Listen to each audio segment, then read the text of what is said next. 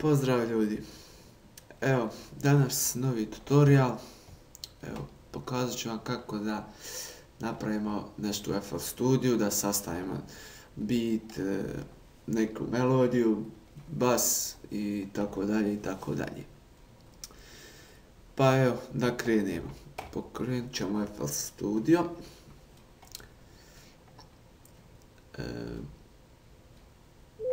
Evo ja sam skinuo MIDI od jedne pjesme, pa ćemo samo izvući melodiju da vam pokažem kako to i da napravimo nešto od toga.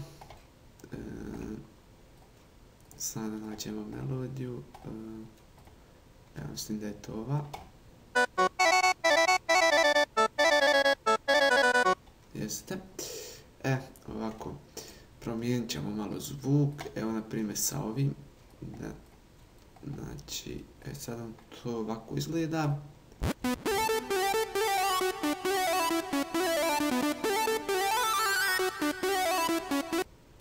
Evo može, stavit ćemo tu melodiju. To.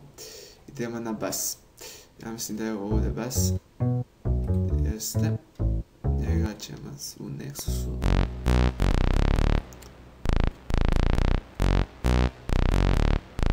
Samo malo.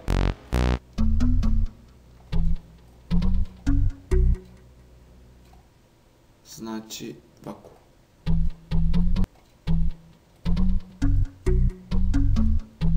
Da vidimo kako izgleda, ovako bez bita.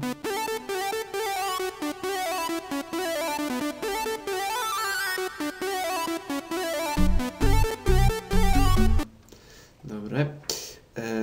Evo ovako, ajmo napravljene bite sad. Evo uzet ćemo ovo. Stavit ćemo da ide 4 puta, da vidimo kako će izgledati. Stavit ćemo ga tu. Ovdje. Vamo još. Da vidimo koliko nam je ostalo. Znači stavit ćemo do ovdje do basa. Da vidimo.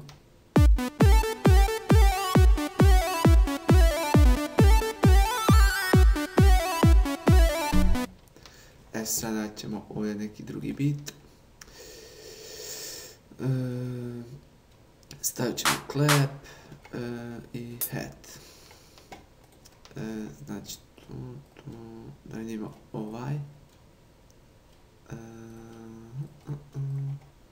Evo ovako. Da vidimo može li ovaj. Uklapali se. Da vidimo.